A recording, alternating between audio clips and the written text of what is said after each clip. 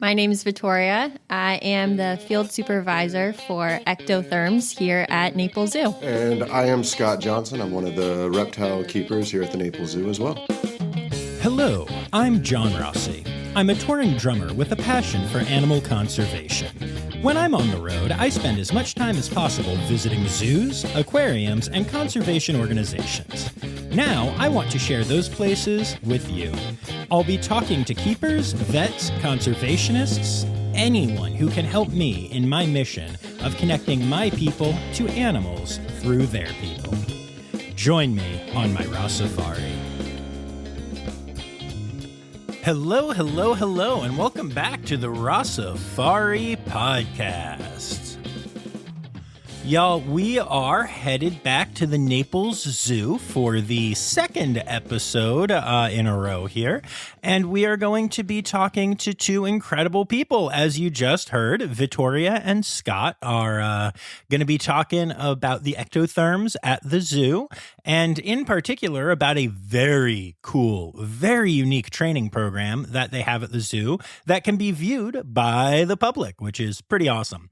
I remember the first time that I saw the training program in question. It was pretty mind-blowing. I'm very excited that I can share about this with all of y'all. And actually, I kind of have some cool stories to tell you about other stuff that happened at the zoo. But I feel like you need to get to know the people involved here first. So we'll talk a little bit more maybe after the interview about why I feel so darn connected to the Naples Zoo right now.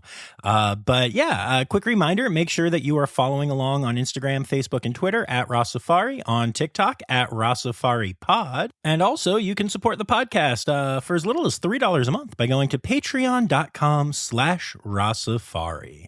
So we'll get right to the interview and then I'll share some additional cool stuff afterwards. So here is my interview with Vittoria and Scott of the Naples Zoo.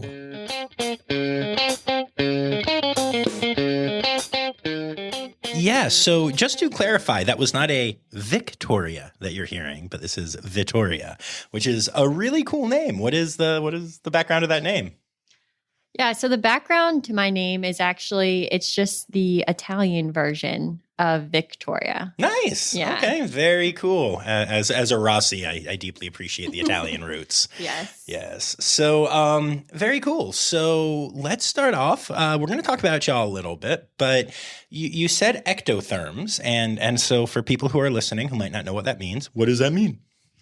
Yeah, so ectotherms are basically your reptiles and amphibians, and they don't get their heat from creating it themselves. So they get it from the outside environment. This is a very good place to get heat from an outside environment. Reptiles and amphibians thrive here in Florida, for sure. Yeah, makes sense. I was out on the lake earlier, and I saw an iguana swimming. And it made me very happy. Did not actually know that iguanas could swim, so slightly confused and very happy. But yeah. Cool. So there is, some cool stuff that we're going to talk about here. But first I want to get into both of you a little bit. So how did you get to this position? What was your education like? Did you always know you wanted to work with the animals? Tell me your animal history. All right. You go, mine's a long one. I guess I'll go first. So growing up, I feel like this is the common story kind of zookeepers. I did really love being outside. I loved all animals, just being surrounded by them. Always had this huge appreciation for them and never had necessarily a fear of them. Like I didn't have your common fear of maybe spiders or bugs or snakes or anything like that. And so I knew just as I continued my education that I always wanted to do something with animals. And I knew I wanted to do conservation work. That was a huge thing. And so when I was in college, I had an internship here at Naples Zoo, and I really enjoyed that. It opened my eyes to a lot of things that the zoo world does because I wasn't really familiar with the zoo world. But having that internship opened my eyes up to it. And then once I graduated, I didn't know where I wanted like what department, so to speak, I wanted to work with because I interned in the ambassador animals. So you got a taste of everything. Nice. So I didn't really know what I wanted, which way I wanted to kind of focus. And I saw a reptile position open up and I said, well, I guess I'll try reptiles. And I did train a Solomon Island skink when I was an intern. His name was Herman, and Nice. I really, really loved him. And I found that this reptile had so much personality, and that's not typical of reptiles, or at least that's not what you think. And so I really liked that. So I was like, okay, I'll give reptiles a shot. And within my first week, I literally fell in love with reptiles. Nice. I thought they were so fascinating. There was so much. It's interesting to see the public's perception of reptiles and when somebody first walks up and what their response is. And then after working with them, actually knowing the individual animals. So I thought that was really a draw to it. Again, I had no idea how I was going to react to venomous snakes and working with them. Had no experience with venomous. So I was like, I'll give it a shot and see how it goes. And now venomous is probably one of my favorite things. I really enjoy working with the venomous. But then I did take a little bit of a break and I applied to be our swing keeper here at the zoo. So I got a little bit of all of the departments. And then finally ended up back in reptiles as the field supervisor. And honestly, I don't think I'll ever leave reptiles. I really enjoyed them. Nice. Very cool. Scott, how did you get here? So it's kind of similar. Always kind of wanted to be a zookeeper growing up as a kid. And as I was making my way through college, I was a middle school math and science education major there for a little bit. Wanted to teach kids about science and all that fun stuff. But that didn't quite work out. They wanted me to do a whole lot more math than science, and I don't do math. I can barely count. So I ended up in the wildlife department at the school that I was at. And as I was searching for jobs after I graduated, I bumped into a posting for a zoo job. And 5-year-old me was just like, this is what you've always wanted to do. And so I applied for it. And luckily, it was my future wife that interviewed me, sitting across the table. And she gave, well, not in her department, but her and the other supervisor that interviewed me, I decided I was a better fit for reptiles at that point in time. And so that's I started a small zoo in East Texas, and it had a very large collection of reptiles, a whole array of crocodilians and venomous snakes, the kind of collection that makes most reptile keepers start to kind of salivate a little bit. Everything from mambas and large cobra species to 13 different species of crocodilians. Nice. And so I fell in love with crocodiles while I was working there. Those kind of became my big thing. And then opportunity kind of landed in my lap after I went to AZA's Croc School to learn more about crocodiles, to go over to India to Madras Crocodile Bank Trust and spend about a month over there learning from their facility about how they breed gharials and a lot of the different conservation projects that get to go on over there. And so that was an awesome opportunity and, of course, enhanced my love of crocodiles even more. But whenever I came back stateside, I did not have a job lined up.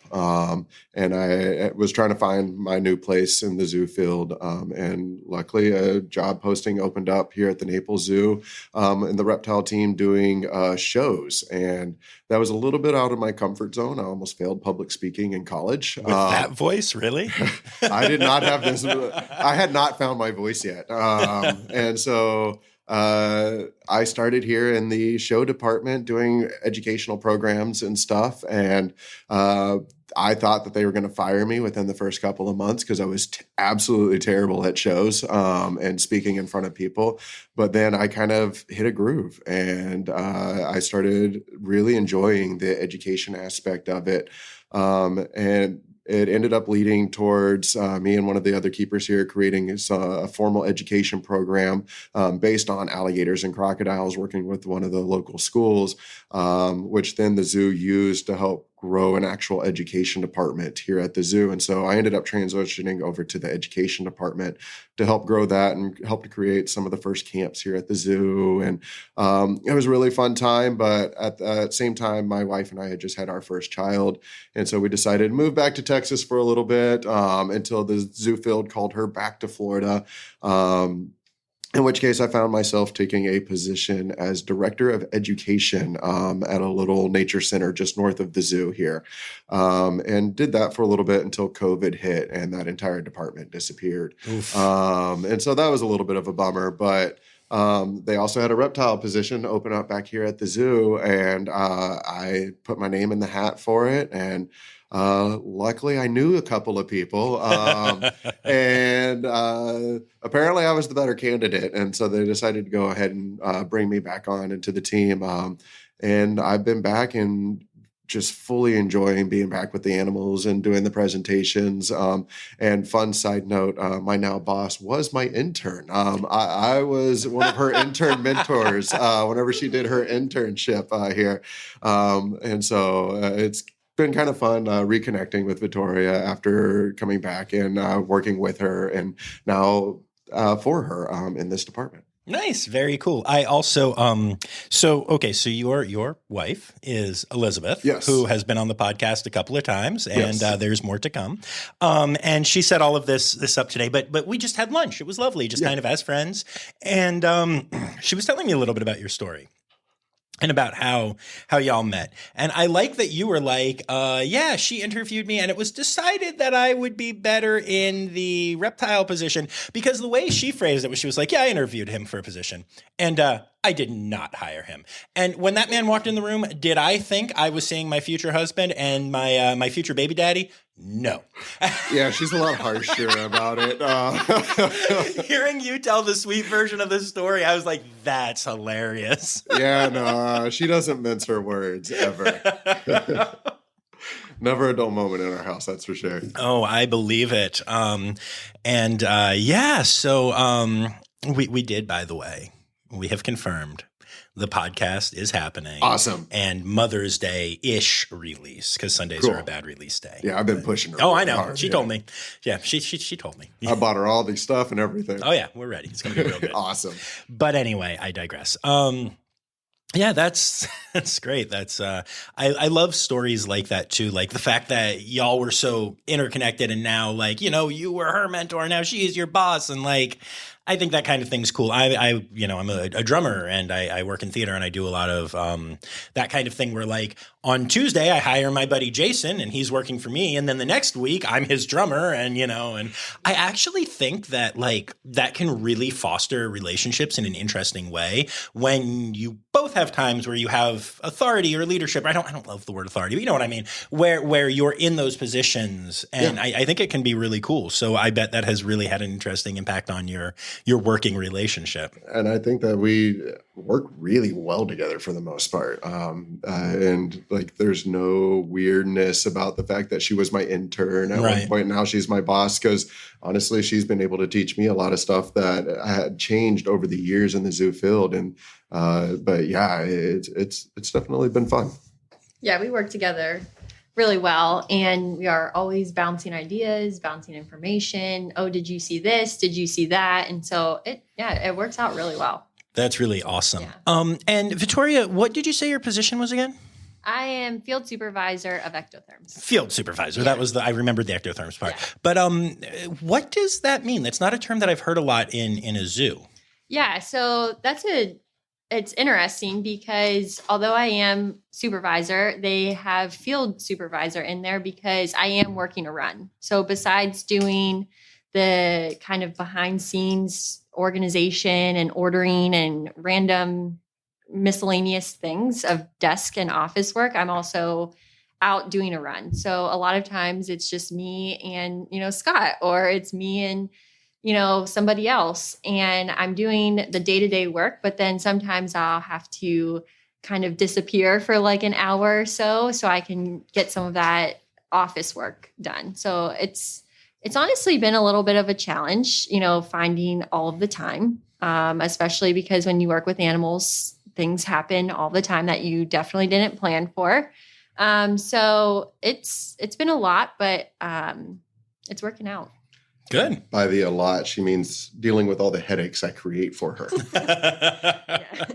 I like that. You weren't like, no, you're like, yeah. Apparently no women in your life mince their words. No. Yeah, I find myself sometimes, and I joke because sometimes I don't mean to, but like I come off aggressive at times. She yells at me.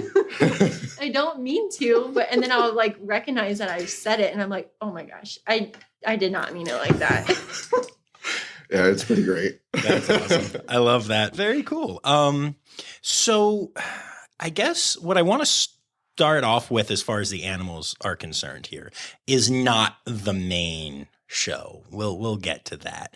But other than the big exciting training thing we're going to talk about, what all do you take care of? What's the collection like here? Our collection, we do have a smaller collection when it comes to, reptile departments in general, but we have some gift shop exhibits that house poison dart frogs, African giant millipedes, pancake tortoise, and a couple of snakes. I'm curious, actually, if I can interrupt for 1 second.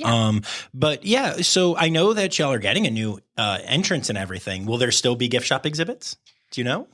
We don't know, but we're hoping. I push for that, just for the record. I think I think that's really cool. Yeah. I love when I first walked in, because you get your admission like in the gift shop and everything. Yeah. Back when I used to pay admission to go to zoos instead of being snuck in the back gates.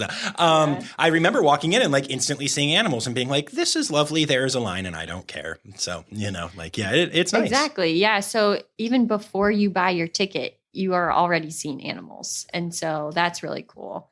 So we have those. I'm sorry.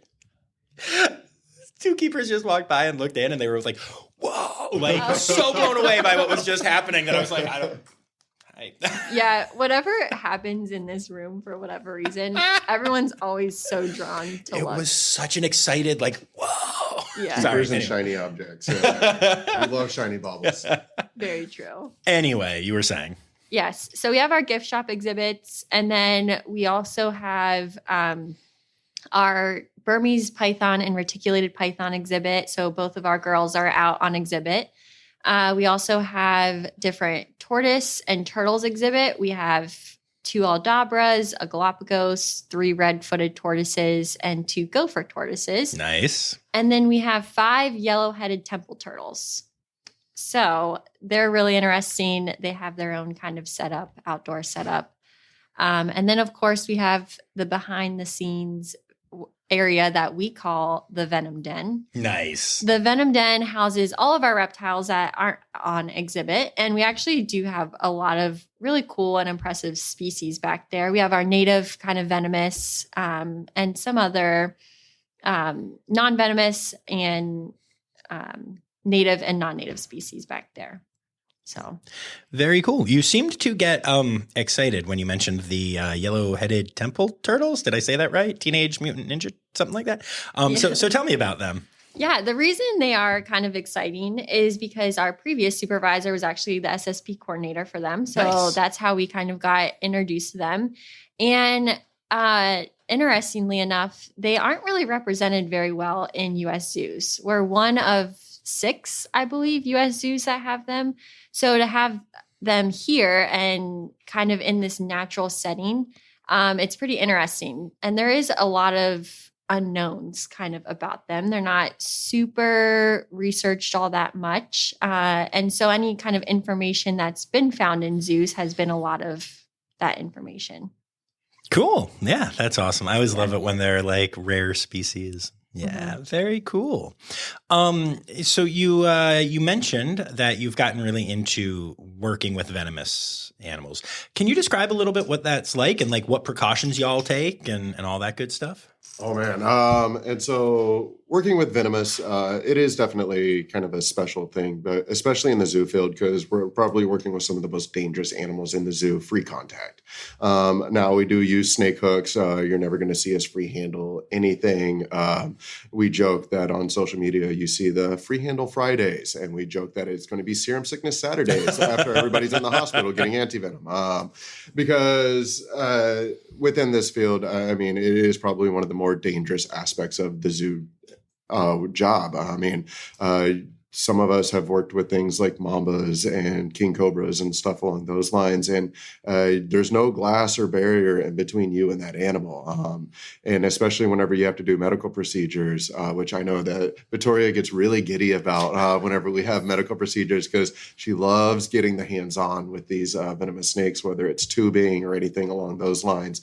Can you explain what tubing is? Because that's a part of this, and I want to make sure people know. That is so cool. Yeah, so tubing of snakes is whenever we have a medical procedure where we need to work protected contact with them, but be able to access the majority of their body and be able to see their body. So we have these long, clear acrylic tubes, and we'll transfer the snake from its enclosure either into a bucket or down onto the ground and kind of slowly coax the snake to go into the tube. And once it gets about the first third or first quarter of its body in there, then you reach down, grab the snake, and holding the snake in the tube.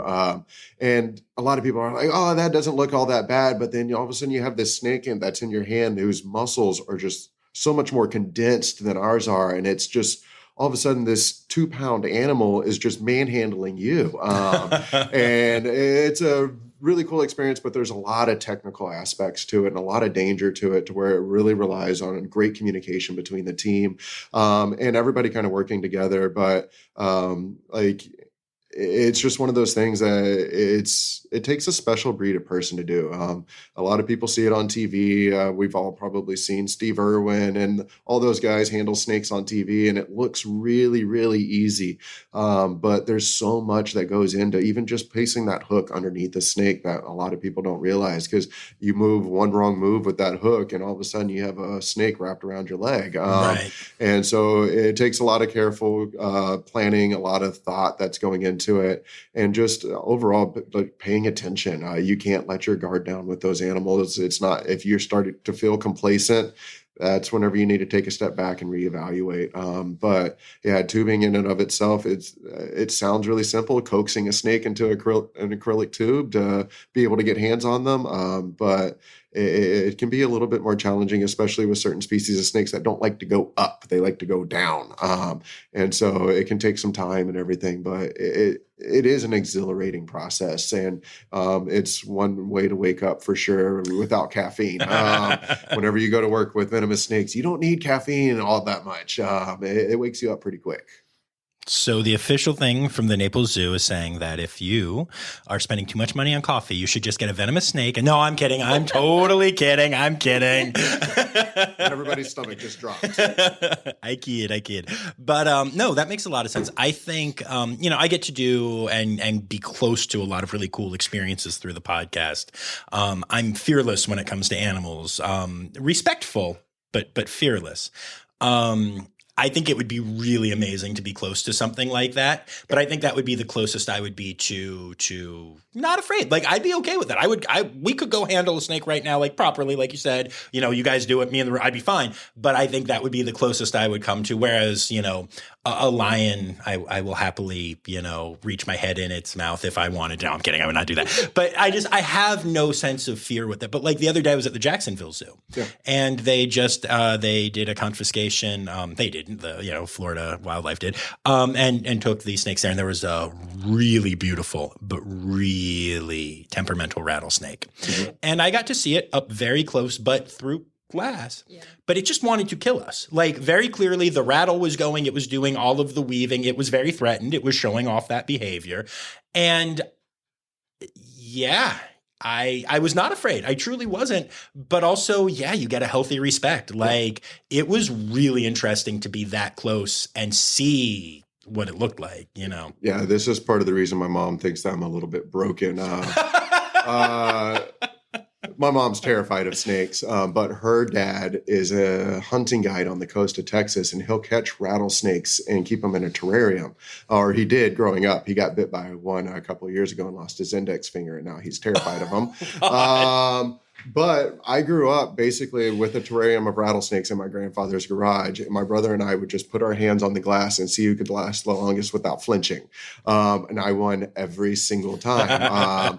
But yeah, again, the reason my mom thinks I'm broken. Fair. But side story, I do that. No, that's what I love about this podcast. It's all about like the real people doing the work. So yeah, Vittoria, what made you crazy? No, I'm kidding. No, but so as you as you got into this realm, since this was not even something that you thought about, what was it like for you as you were what were your thoughts the first time that you started working and you were like, oh, venomous, okay, oh, this could cost me an index finger, you know?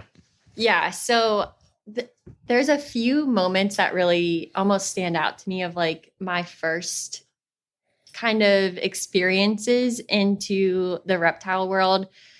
First, when I was doing my interview, they wanted to we had a presentation that we would bring venomous snakes out to. And so they wanted to show me that.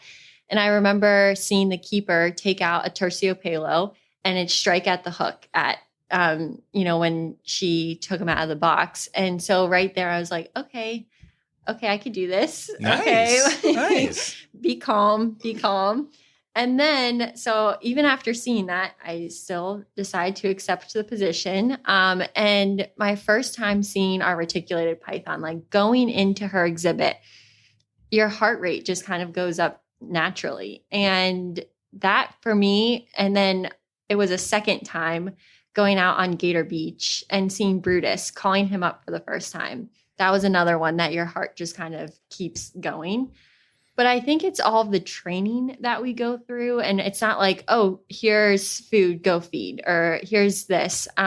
It kind of lets you be confident in your role. And so if you were fearful of it and constantly nervous, that this would just not be the job for you. Right. So it's, how dangerous they are, the potential threat, but you're respectful and you have the training to back it. So I think that is what kind of helps you stay in this position, I guess. Yeah. Yeah, no, that makes sense. I mean, that is wildly important. And, you mentioned training from like the human perspective, but how much are you able to train, the venomous snakes and these, tortoises and stuff like that? We talk a lot about training on this podcast, but it's usually, primates or, pandas or whatever. So do y'all do much training? Are you able to, or, Yeah, with the snakes, we don't really do too much training with our snakes and venomous snakes, especially because we do just have to be very cautious of them. But we do a lot of tortoise turtle training. We do some lizard training. And then, of course, we're going to talk about our American alligator training. Scott, I don't know if you want to talk about some of the tortoise training because you've been very successful with it. Yeah, so in the training aspect of things, a lot of people, like you said, don't think of reptiles typically whenever it comes to training, but I know zoos that have their dart frogs trained to hop in individual containers to get weighed. That's awesome. And I worked with a black mamba at another zoo that I shift trained to go into a separate part of its enclosure so that we could get in there to clean without ever having to put hands on with that snake because she was terrifying. She may have actually been smarter than us. But I do a lot with our Aldabra tortoises right now, and I kind of inadvertently desensitized our Galapagos tortoise to where she's getting pretty close to. I need to do the training plan for it, but I believe she's ready for voluntary injections. Nice. But the tortoises, especially with the Galops and Aldabras, they're eventually going to be in the hundreds of pounds. They're still small right now. And so being able to get them from point A to point B is a really important one. So I'm doing target training with them right now, which one of our Aldabra tortoises, he will follow his target to the end of the world at this point in time. He will actually run over the other tortoise to try to get to his target.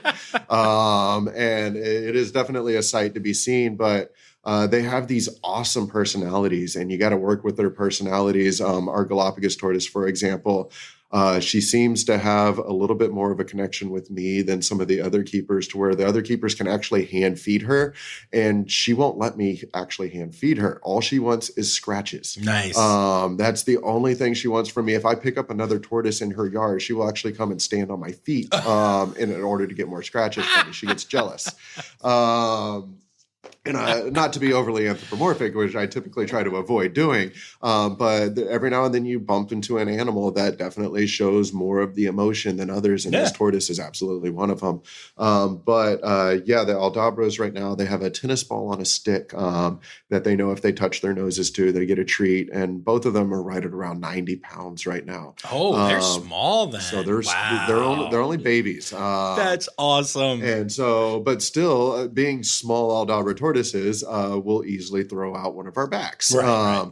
And unfortunately, they are stubborn tortoises, and every now and then we do have to move them. So being able to get them to target train is a very helpful one. Also, in order to get their weights, I was able to target them onto the scale so that I could get their weights and have them just stay right there. And so that worked really well. And I'm working on them right now to be able to touch the joints behind their legs. That's one of the more popular spots to get blood on a tortoise. Right. And the more pressure I can put there, the more likely they are to withstand or be able to tolerate a needle actually going in for a blood draw. And so, like I said, I still got to actually write up the training plans for that and start that process formally. But just through giving them their attention and basic desensitization measures, they've come a long way very, very quickly. That's so cool. I have my 4 favorite species, and 3 of them are your standard, normal, basic, mammal stuff. I really love red pandas and tree kangaroos and binturongs, which actually those 2 aren't too basic, but still. But the first thing that ever made me really fall in love with animals was sea turtles, and then from that, all turtles and tortoises, and like shell babies are near and dear to my heart. Like that's awesome. So yeah, like always, alligators and crocodiles have been, but since coming back to this zoo, the tortoises have taken over. Nice. Okay. I mean, absolutely have completely stolen my heart. And Vittoria has to remind me to make it quick whenever I go out to some of these exhibits, because I have a tendency of just standing out there and talking to people for 20, 30, maybe an hour. Yeah, we had a tortoise talk at one point, and at a few times I was like, oh, here goes Scott. It's going to be 2 hours and maybe he'll come back. But I mean, he's engaging and, telling people a lot about them, but it'd be like, okay, almost lunch. You got to have to do work. That's funny. No, but I totally get that. That's really cool. Like, I love that. Are they on display? They are on display. Okay. I saw you and Elizabeth walking through the zoo earlier, down where like the cotton top tamarins are, and the slenderhorn gazelle. They're right over there. Cool. I just want to make sure I see them. I really like tortoises. That is so great. Cool. Very good. Especially babies, little ones. That's so cute. They are.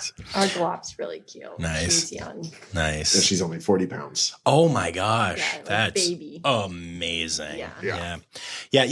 Tortoises are one of those things where when you go to zoos, like if you're a keeper from another zoo or something, or if you do something like what I do, like everyone's like, oh, you can meet the tortoises. It's fine. You can feed the tortoises. And for whatever reason, and also like a lot of zoos do, like, you can buy a tortoise encounter. And a lot of times they're a lot cheaper than like meeting a red panda or whatever. So a lot of people do them. I was down here maybe a year and a half ago, and I was at the Santa Fe Teaching Zoo. Okay. And I was doing an interview there, and the guy was like, oh, hey, quick here, you want to feed like some tortoises? And I teared up. I had never had the opportunity. And they're one of my favorite animals, and I see it happen at zoos all the time. But for whatever reason, it had never happened to me, or I hadn't been able to. And he's like, you okay? And I was like, I've always wanted to do this. He's like, tortoises? You were just telling me about like feeding a lemur the other day. I'm like, I'm so happy right now.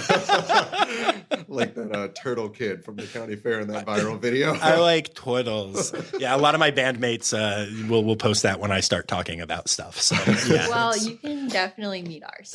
Thank you. That's awesome. And feed them. They love cactus pad and fruity stuff. So nice. You can definitely meet them. Thank you. I appreciate that. I wasn't fishing for that at all by telling you that story. Anyway, so let's talk about what we are the main thing we're here to talk about, though, which is y'all have a very cool public training display. I don't know if you use the word show or not, and I don't want to, but it is, but in a very trainee way. Yeah. And it is, I remember. Actually, this is one of those days for me. I'm very open and like real on my podcast. And when I first came to the Naples Zoo, I'd been going to a lot of different zoos by that point. And I remember seeing the lake and going on the boat and thinking it was the coolest thing I ever saw. And then I watched the training and I was like, I've never seen anything like this at a zoo. And now here I am a couple years later, back here with the podcast. I spent an hour and a half on the keeper boat on the lake today. And then we're actually going to go and like, I get to be there for this training and we're going to talk about this. And that's just the most unbelievable thing to me, because I remember being such just a nerdy fanboy about it and just being like, this is the coolest thing ever. So it's really cool to have both hit on one day, especially. I was like, best day ever. So let's talk about this. Yeah, I guess I'll kind of jump in on it. So this all started back in 2011.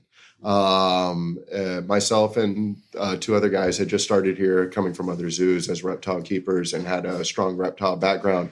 And we were noticing that our gators were a little bit on the heavy side and they were getting a little bit too much food. There was 2 feedings every single day, and they were getting 2 14-pound buckets of like beef and chicken and stuff every single day. And after doing it for a couple of years and realizing how set some of these alligators were in their routines, and I had just been at Croc School, and at Croc School, one of the things that you have to do is train a baby alligator. And I had been working with Cuban crocodiles at another zoo, training them as well. And I brought it up to the guys because at that time we had 18 American alligators in there. And I was just like, hey, we should train them. And we brought it up, and our director at the time initially kind of laughed at us. He was just like, you can't train alligators. I was like, no, I promise you we can. And then so we started giving them all names. Now, some of their names have changed over the years. We had one that was just the gnarliest looking alligator, and we called her Ugly. Needless to say, Vittoria just gave me the best look and just sadly shook her head no. Oh my God. Her name was amazing. Snuggly. I mean, you had Bubba too. Okay, we didn't name it Bubba too. Little girl. Like, come on. I mean, we're still named that, but it's like the names were not names. Yeah, not all the names were the best. And I'm not responsible for a large portion of their names. So we gave them names and we started teaching them their names. Just walking up and saying their names and tossing them a piece of food. And then eventually we'd say their names and they would respond. And I'll never forget the day that we realized that the training was really taking hold. Is one of the guys called the wrong alligator by the wrong name. And the alligator whose name it was came from the opposite side of the beach all the way over and was just like, hey, I'm here. And at that point, we were just like, oh, man, this is working. And we all got really, really excited. And we had all of these grand plans. But unfortunately, as most zookeepers know, there's a lot of turnover in the zoo field. And so we went through a period of a high turnover rate and trying to train new people, not just to go out there for those feedings, but to also learn all those alligators and their individual training plans and everything. That was hard, and it kind of put us behind a little bit in what we wanted to do. But we ended up progressing to where we had call-hold behaviors. We could call them up by name, ask them to hold, and then get them to go back out into the water. And that's kind of where we ended whenever I had left the alligator program. But it was a big difference from whenever we first started walking out there with the bucket of meat, and those alligators would come up first come, first serve. And there were definitely times going out there that I was glad I had a second pair of shorts behind the scenes. Because whenever you all of a sudden have an 11-foot alligator charging you, it gets a little bit scary at times. I mean, I've been around alligators my entire life. I grew up alligator hunting on the coast of Texas. But there were definitely some moments out there that definitely elevated the pucker factor. And there's the podcast episode title, The Pucker Factor. Great. But that's whenever kind of I left. Vittoria started shortly after, and the training just kind of took off from there. Yeah, so when I started, we had just started to introduce target training for the alligator. So at this point, they knew and recognized their names and would come up for their names and did that call hold behavior. And then we wanted to advance it again. And the keepers at the time, I had just started. So they were introducing target training. And they had about 3 gators target trained. And they were continuing to kind of work out the kinks with the target training, but it just pretty much escalated from there. They had those 3 gators targeted, and then we wanted all of them targeted. So they all have their individual targets, specific colors that are designated to them. And not only were we targeting them in the water, but we are also targeting them on the land. And just to paint a picture of our setup, it's also not the easiest setup to train alligators on because it's a really natural exhibit. So you have this huge lake, you have a beach, and then you just have the alligators come to the beach. So if they really wanted to, one can come up while you're trying to train another because you have food right there. Right. So it has its challenges within its exhibit itself. So we really advanced the target training, and they can identify their colors. We've even tested it. We've held out the 2 different colors and called the alligator, and 5 out of 5 times they went to their designated color. Wow. We've even switched it up, switched hands, made it a bit challenging, but they definitely knew their colors. So once the target training was pretty solid, we were like, okay, now we need to advance it more. And that is where advancing it to participate in their own medical wellness came in, and doing voluntary blood draws, voluntary weights, and voluntary radiographs. So we actually have 2 males that are completely voluntary blood draw trained. So we have them kind of line up to a specific part of our fencing. We're able to open the gate and pull out their tail, and then our vet staff is able to voluntarily try and get blood from them.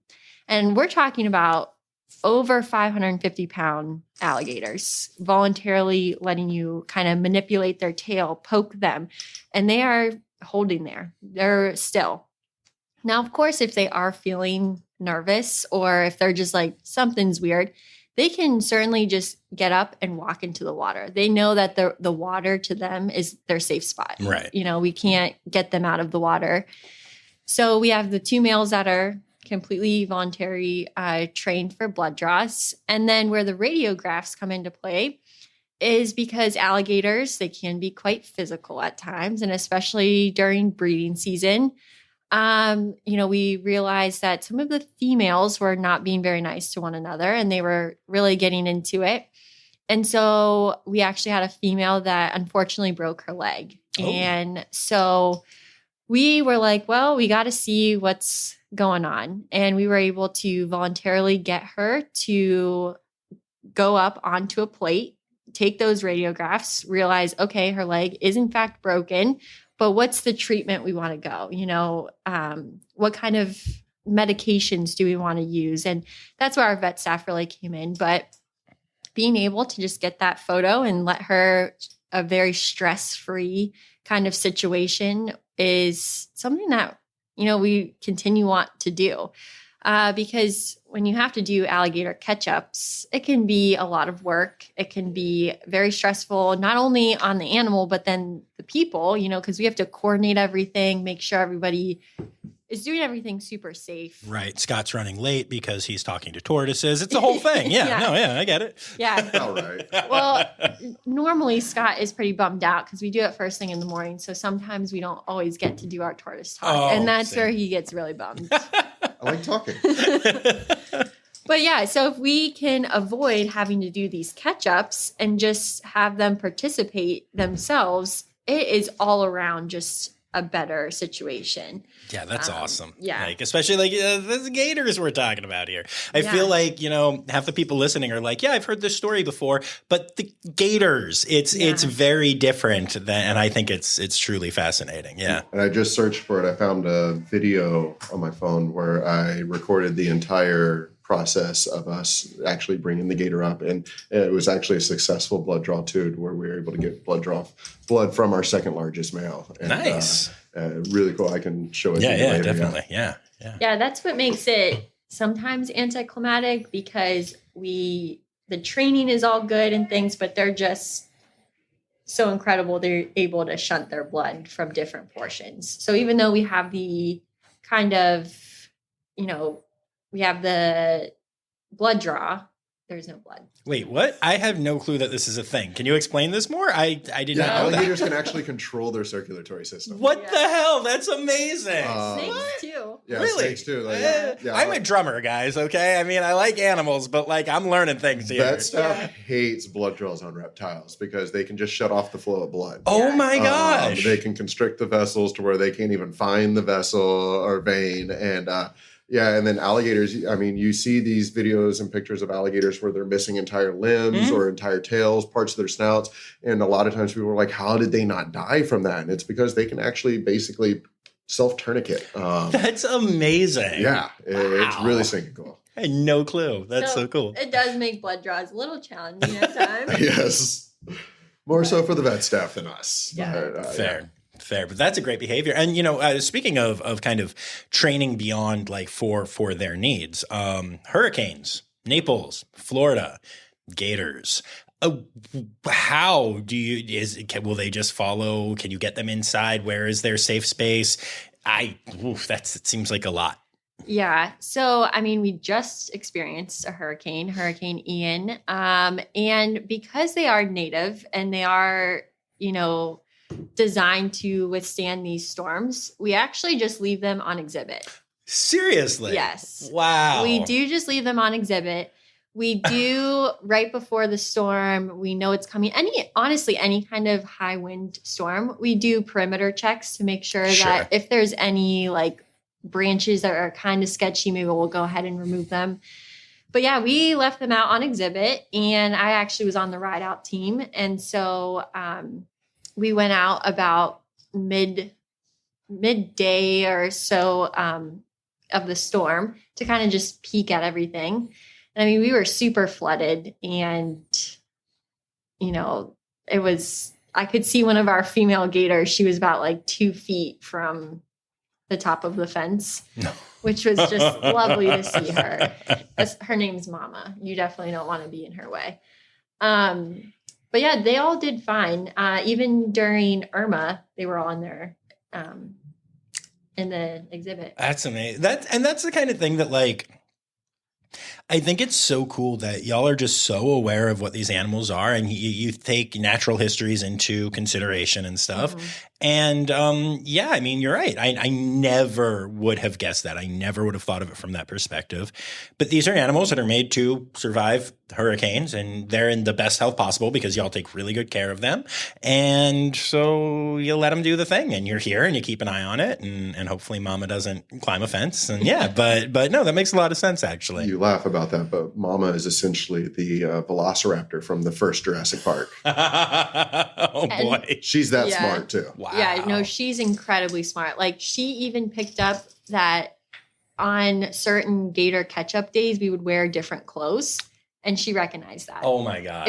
It's insane. But actually, looping back really quick to the target training, Mama is one who notoriously creates a nest. And we actually used her target training to target her into alligator holding so that we can go ahead and remove her nest. So this way it is a way better situation. She's just in a back holding spot, and we're able to safely remove remove the nest. So that's another way that we use target training to kind of benefit all of us. That makes sense. Completely eliminates the need to physically restrain her. Right. It's so much less stressful. Yeah, no, that's really cool. Can you explain for people who are now thinking you're bad people for destroying a nest, why that is like important to do? Yeah, so we do remove the nests when our alligators create them, because obviously we don't stop breeding in any sort of way. It's males and females in there. But we do because a couple of reasons. Those females become very territorial of the nests. And so we don't want any of our females to have to go up and defend it against any other alligators. So for the safety of our current alligators. And then another big reason is because when those young were to hatch out, there's basically nothing stopping them from, just being eaten by other alligators, be eaten by the birds that we have, the turtles that swim. So it would just be really hard to contain them and to keep them safe unless we pulled them off. And then at that point, we have to look into spacing and other facilities that would want them. And luckily, their numbers are really steady. And so there's not really this huge need to keep them breeding in zoos. Makes sense. Yeah. Very good. So if you are a guest to this zoo and you're going to come and you're going to walk by the beach and see this experience from like the guest side, what are you going to see? Oh man. Most people come to it kind of like NASCAR, basically. They're waiting for something to go wrong. Fair. We don't like to think about that, but we know that that's what people are thinking over there. But whenever you walk up, it's really cool right at feeding time. The alligators know what time it is every single day. And even whenever we change the feeding times, it takes them a couple of days, but they are lined up at the beach waiting for us almost in the exact same order every single day too, which is really stinking cool all by itself. Creatures of habit, just like us.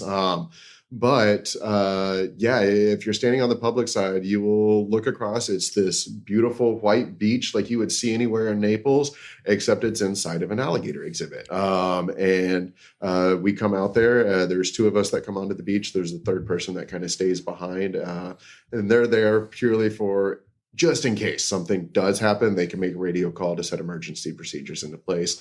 But you have your main presenter, and then you have the trainer and feeder that goes down and does all the work close to the alligators. And while the person that's presenting, that guy's just talking, you're also, that person's also in charge of keeping an eye on the feeder, and letting them know if any alligators are sneaking up from the other side, anything like that. They may not see themselves as they're out there because it's you and 12 alligators. And so they do outnumber us out there. But people will come through. They'll see at first, a lot of people are like, oh, they're just tossing food at the animals because we initially get out there. We reward every single alligator that just waits in the water right there and doesn't approach us soliciting food. And then they'll see us do that. And then they'll actually see us go through some of that training that we just talked about throughout the program. We'll start off calling some of the individuals up by name. If there's already an alligator sitting on the beach or one of them gets a little bit antsy and decides to walk up before it's actually their turn, we'll target them off to the side to where we can safely work with the rest of the alligators. We try to ignore them unless they come all the way to the bucket of food or they're just being super persistent and just keep following us wherever we go. You'll walk up, you'll see all the alligators lined up there. Someone comes out, introduces what's going on and talks about alligators. One of my favorite things about our talks is none of them are scripted. We each have a different talk that we do. And we try to hit on some of the same points, some of the big ones, like don't try to do this at home. Good. Yeah. But we all have the freedom to create our own talks. And as long as we're all staying consistent with the training, we all kind of take turns doing the training as well. But you'll see two people out there, one of them talking about alligators the whole time and the other person down working up close and personal with them.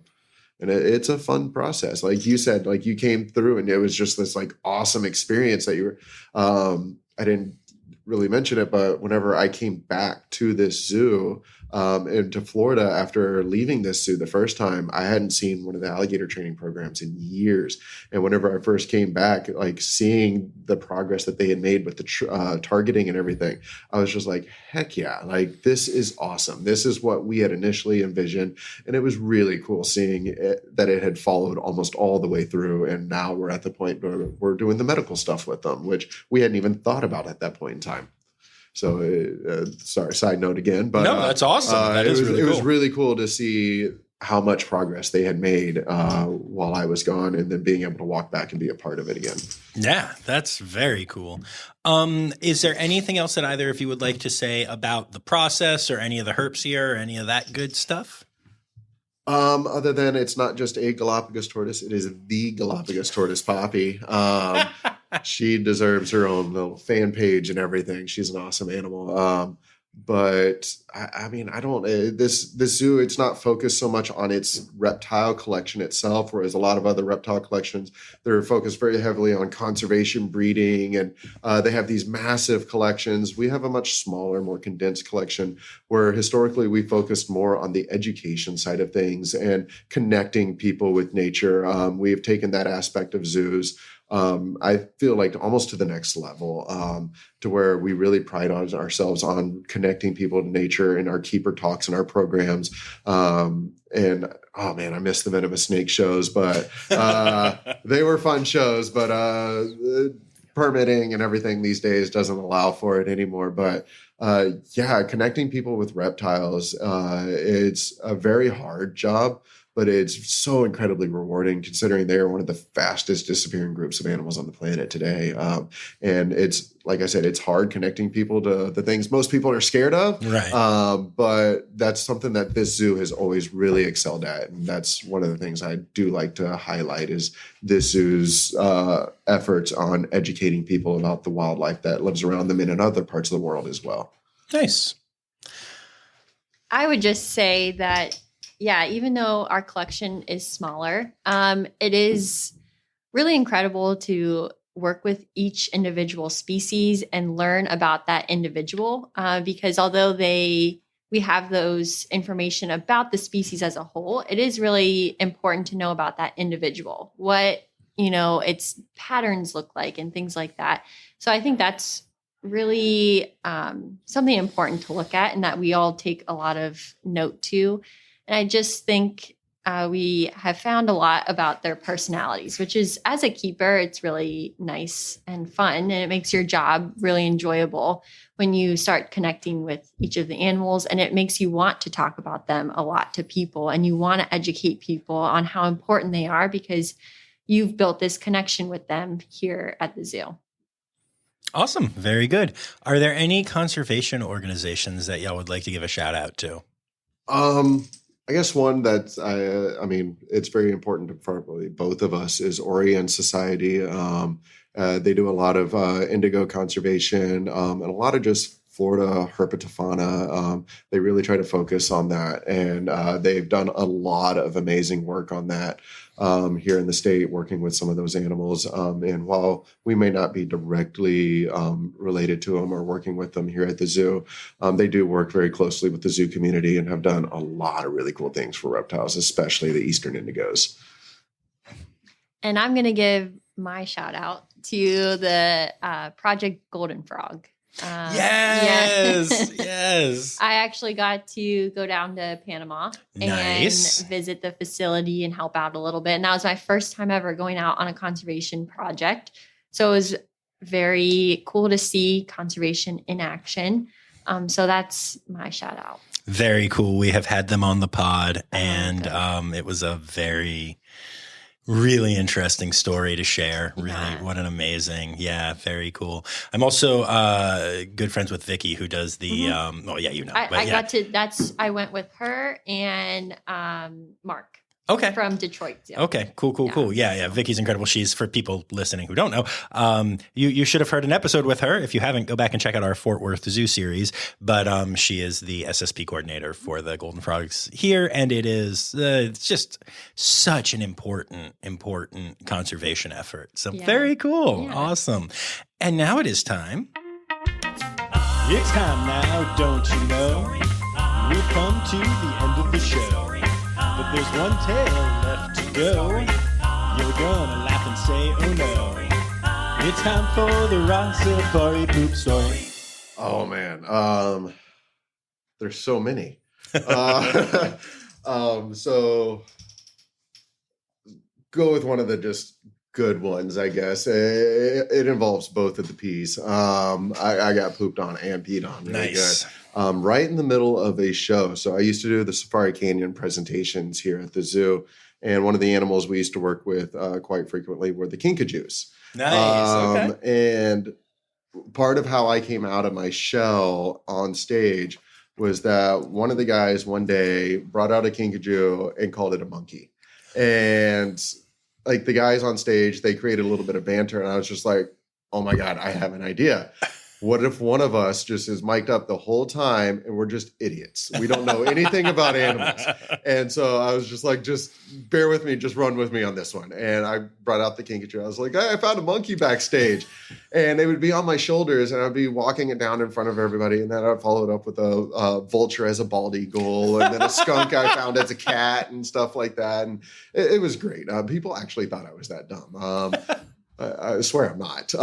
But the kinkajous, we would put them on this little perching back behind the stage before we would go out, and they would usually poop and pee right off of it so they didn't do it on you.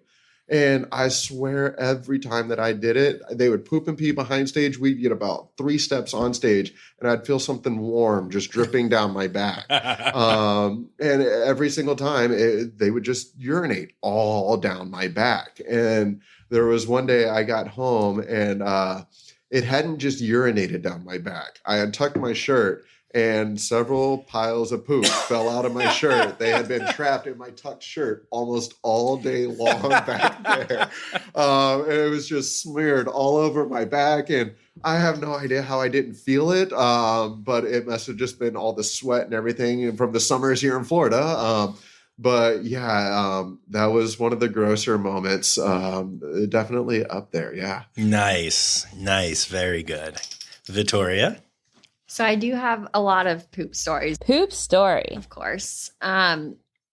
Is it okay if it's not necessarily a poop Oh, yeah. story? Anything gross. Okay. I just have poop in the theme song because it's catchy. But Oh, yeah. okay. Oh, yeah. This part gets its own theme song. Okay. So mine actually just happened recently, and we feed our large pythons frozen thawed rabbits. And part of the warming up process is we thaw them out in cold water and then switch it to warm. And I've come up with this method of massaging the rabbits to kind of break them up and make sure they're nice and warm. Well, I'm in our commissary, warming them up, kind of massaging them, which sounds really disgusting. Yes, you're massaging a dead rabbit. Yeah. And it is very disgusting, but I've become so desensitized to all of this. So I'm like thinking about, what I'm going to eat for dinner or something later, completely oblivious that I'm massaging this dead bunny. And I'm doing all of that. And all of a sudden, the rabbit was a nursing rabbit. And as I'm massaging it, the frozen thawed milk literally shoots all over my face and all over my clothes. And I couldn't come back from that. Her face when she came back to the service area was priceless. It was like she had just seen a ghost. There was no color in her face at all anymore. I was just like, what happened to you? She was like, I just sprayed myself with dead rabbit breast milk. Yeah. It was not. Yo, that's an all-timer. That's a really good Yeah. poop story. Like, wow.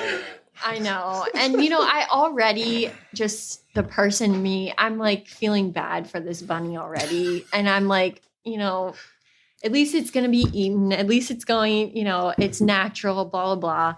Convincing myself as I'm like always doing this. But for that to happen just really kind of put it over the edge. Amazing. Well, thank you both for taking the time to do this. you. I appreciate thank it. All right. So there you have it, Vittoria and Scott. And I kind of want to share a little bit about each of these people.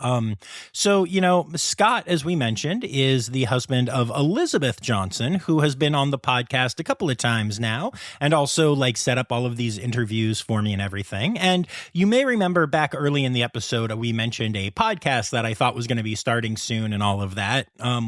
That podcast is called Mothering Wildlife, and it is dropping later this week. And it is Scott's wife, Elizabeth, interviewing other mothers about working in the zoo field and the wildlife field in general. The first episode features a woman named Whitley, who actually taught an orangutan how to breastfeed by illustrating how to do it with her own newborn child. It was something we talked about on Zoo News a couple weeks ago, and it's a very cool story, and it's a very cool podcast. So if you find yourself interested in the intersection of taking care of small humans and taking care of animals, make sure you check out Mothering Wildlife, which will be out later this week, and I guarantee you I will continue to talk about it and remind y'all to check it out. It is produced by yours truly with a theme song by me and my buddy Taylor Gray. So yeah, it's definitely a cool little podcast. I think y'all will like it. And Scott's just a really cool, nice person. And, I got to go hang out with Aldabra tortoises and have some fun there. And then actually, I ended up going back to the zoo on just a day off because, shocker, I like going to the zoo when I have days off. Actually, I don't even think it was a day off. I think I had a show that night. But anyway, and while I was there, I ran into Vittoria again. She was giving a keeper talk, and we ended up hanging out for a while. And I was able to, between the two of them, I was able to visit the venom den. I was able to meet the temple turtles that are really rare species that Vittoria talked about, and meet Poppy, the incredible Galapagos tortoise, the Aldabra tortoises, like I just mentioned, all kinds of cool stuff. They were just so accommodating. And I think a big part of why is, Elizabeth and I have this relationship. So now Scott and I do too. And Vittoria and I just got to become really good friends in our limited time together. As a matter of fact, Scott, Elizabeth, and Vittoria were all invited to come see my performance of $1 Million Quartet that I was doing while I was down in Florida. Now, sadly, Scott and Elizabeth decided to blow me off and something about not liking me or something. No, I'm kidding. But they were not able to make it. But Vittoria was actually able to come out and bring her awesome sister, Amanda, who sadly does not work with animals, but is a very cool person and takes care of humans and is a person who takes care of humans. So not nearly as good as a zookeeper, but still pretty awesome. I kid. Human healthcare workers are, very important. But it was just such a good time, and it was fun to be buds. And Vittoria has, been on Zoo News already, and now she's got this episode. And I just love that I have these relationships with these people at the Naples Zoo now. It's really meaningful to me. It's cool when I walk away from doing an interview thinking, I think I just got a new lifelong friend in my life. And it's always really special when that happens. And y'all know, sometimes you keep hearing the same names over and over and over on this podcast. And that's why, and that's how it happens. And now Elizabeth and Scott and Vittoria are all in that group as well. So I really can't wait to get back down to Naples and spend more time with these awesome people. And of course, the awesome animals that live there. So yeah, in closing, I want to say thank you all for listening. I super appreciate y'all being here. And I especially appreciate my Red Panda level patrons, Laura Shank, Kristen Dickey, and Stephen Williamson. And remember, y'all, the word credits backwards is Steiderk. The Rossifari podcast is produced, hosted, and engineered by John Rossi. Editing and fact-checking by John and Dr. Zoe Rossi. Our theme song is Sevens by Nathan Burke, performed by Nathan and John. Interrupting John theme and additional voices by Taylor Isaac Gray. You can reach John directly on Instagram and Facebook at Rossifari or by email at rossifaripod@gmail.com. Rossifari is part of the Daydreamer Media Network. Now, stop listening to me and go visit a zoo.